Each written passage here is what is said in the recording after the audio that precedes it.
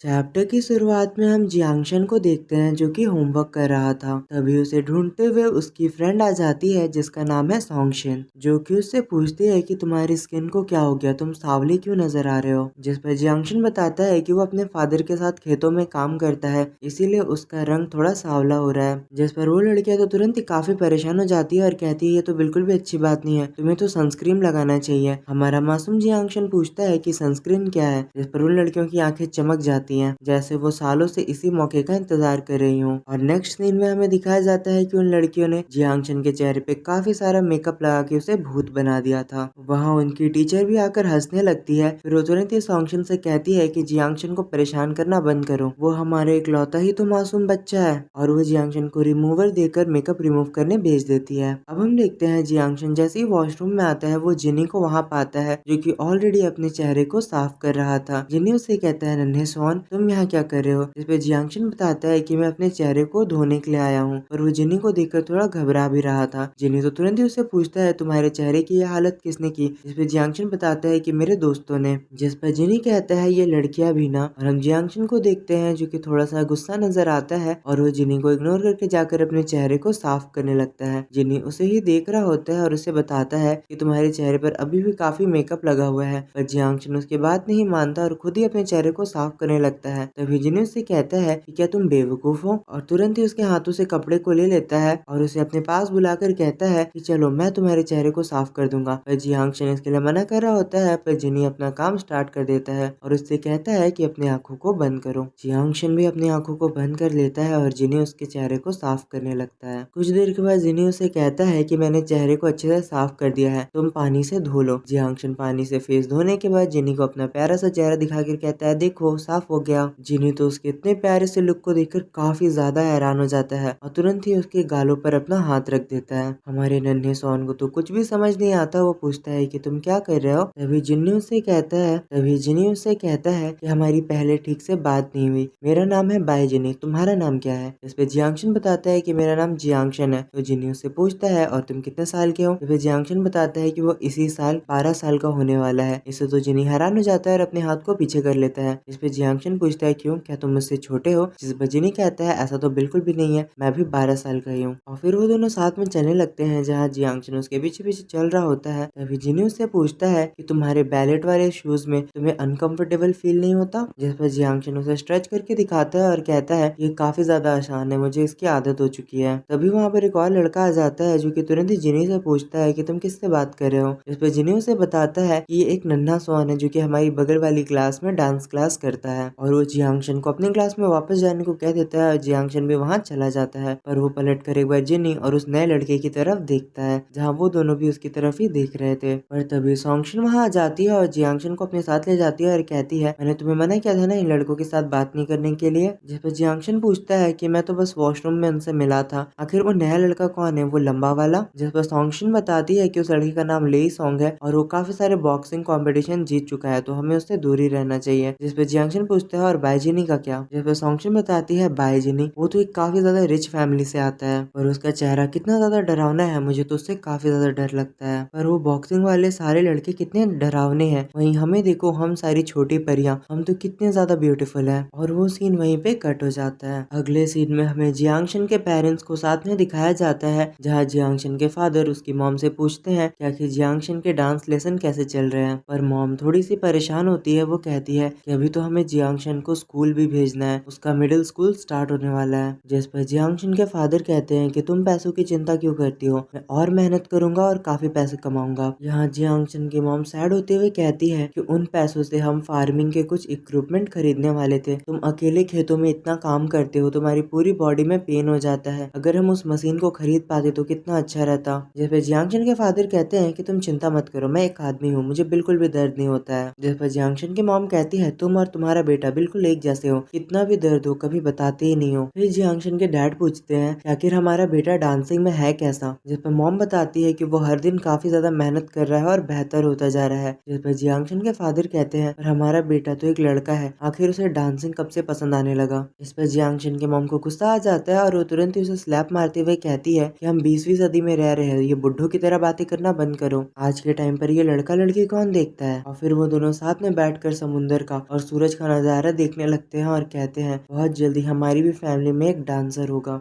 अब अगले सीन में हम जियांगशन और उसके फादर को साथ में बात लेते हुए देखते हैं, जहाँ जियांगशन अपने फादर की मालिश कर रहा था और वो बातों ही बातों में अपने फादर से पूछता है आखिर मेरे डांसिंग स्टूडियो की सभी लड़कियों का रंग काफी ज्यादा सफेद क्यों है। जिस पर उसके डैड कहते हैं क्योंकि वो लड़कियां हैं, वो पैदा ही सुंदर होती हैं और हम लड़कों को तो सांवला ही होना ठीक रहता है। जिस पर जियांगशन कहता है वैसे मैं एक लड़के को भी जानता हूँ जो कि हमारी डांसिंग स्टूडियो के बगल में बॉक्सिंग सीखता है, भले ही वो एक लड़का है पर वो काफी ज्यादा सफेद है और वो काफी ज्यादा गुड लुकिंग भी है। जिस पर जियांगशन के फादर कहते हैं क्या मेरे बेटे ने एक नया दोस्त भी बना लिया। जिस पर जियांगशन कहता है कि हम दोस्त नहीं है, हमने बस एक दो बार बात की है, क्या इसे भी दोस्त कहते हैं। जिस पर जियांगशन के फादर कहते हैं हाँ बिल्कुल, ऐसे ही तो दोस्ती की शुरुआत होती है। और वो सीन वहीं पे कट हो जाता है। अब अगले सीन में हम जियांगशन को उसके स्टूडियो में देखते हैं जहाँ वो प्रैक्टिस कर रहा था और बाकी सारी लड़कियां घर जा रही होती है। वो लोग जियांगशन से भी पूछती है तो जियांगशन बताता है कि वो साफ सफाई करने के बाद जाएगा, वो उन्हें जाने को कह देता है। फिर वो सफाई करने के लिए पानी लेने जा रहा था, तभी उसे किसी की आवाज आती है और हम देखते हैं जिनी भी प्रैक्टिस कर रहा था। जियांगशन खिड़की से झाँक कर देखता है तो हम पाते हैं जिनी और लेई सॉन्ग साथ में प्रैक्टिस कर रहे थे। लेई सॉन्ग तो उसे देखकर हैरान हो जाता है और कहता है नन्ही सोन तुम यहाँ क्या कर रहे हो, और वो तुरंत ही जियांगशन को अंदर बुलाता है। फिर लेई सॉन्ग जियांगशन से पूछता है कि तुम अब तक घर क्यों नहीं गए। इस पे जियांगशन बताता है कि मैं सफाई करने के लिए रुक गया था। इस पे जिनी तुरंत ही बोल पड़ता है तुम अकेले ही सारी सफाई कर रहे हो। इस पे जियांगशन कहता है हाँ बिल्कुल। तभी जियांगशन को जिनी का बॉटल काफी ज्यादा अच्छा लगने लगता है। इस पर लेई सॉन्ग तो तुरंत ही कहता है जिनी की इस पर लेई सॉन्ग तुरंत ही कहता है जिनी काफी ज्यादा अमीर है, उसके पास ऐसे काफी सारे बॉटल है। इस पर जिनी उसे किक मारता है और कहता है अपनी बकवास बंद करो। इस पर लेई सॉन्ग तुरंत ही जिनी से कहता है देखो मैं तुम्हारा सीनियर हूँ तो मेरी रिस्पेक्ट करो। और तुरंत ही जियांगशन की तरफ देखकर कहता है मैंने सही कहा ना नन्ही स्वान। और फिर लेई सॉन्ग थोड़ा सीरियस हो जाता है और जियांगशन से कहता है कि तुम जानते हो तुम और जिनी काफी ज्यादा अजीब हो। जिस पर जियांगशन पूछता है वो कैसे।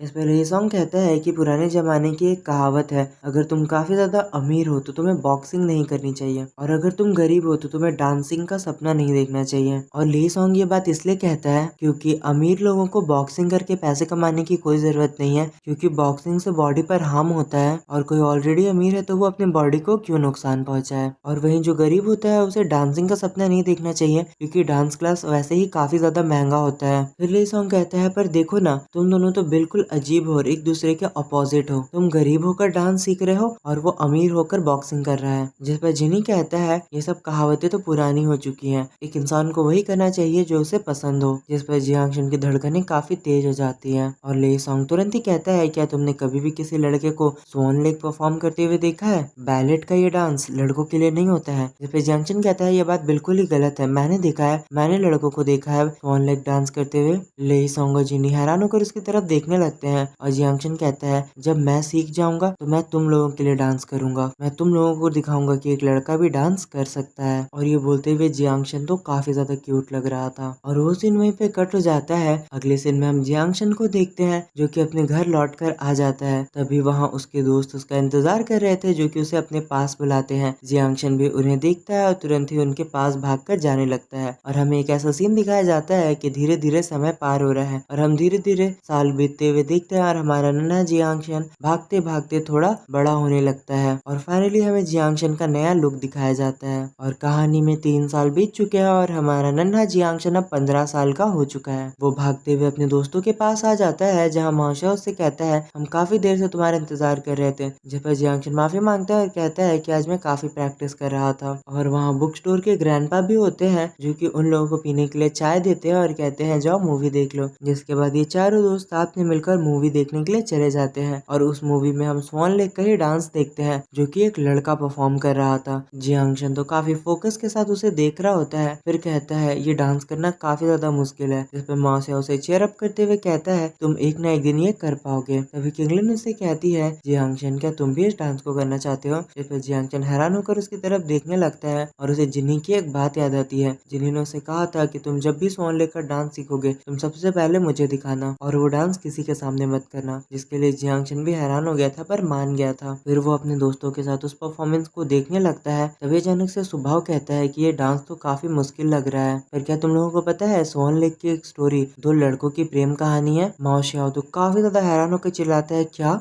2 लड़के। और यहीं पे ये चैप्टर खत्म हो जाता है। तो आई होप गाइस आपको पसंद आया होगा। मिलते हैं अगले वीडियो के साथ। Thank you for watching, goodbye. और हाँ, वीडियो को हाइप करना मत भूलना। गाइस, अगर आप वीडियो में इतनी दूरी पर आ चुके हो और आपको आज की ये वीडियो पसंद आती है तो प्लीज़ आप इसे एक लाइक कर देना और चैनल पे नहीं हो तो इसे सब्सक्राइब कर दो और कमेंट करके मुझे ज़रूर बताना कि आपको आज का ये वीडियो कैसा लगा। आपकी एक लाइक और सब्सक्राइब से हमें काफ़ी ज़्यादा मोटिवेशन मिलता है और हम वीडियो को जल्दी से जल्दी लाने की कोशिश करते हैं। इतनी देर मेरी वीडियो को देखने के लिए आप सभी का बहुत बहुत शुक्रिया। मिलते हैं अगली वीडियो के साथ। Thank you for watching. Good bye.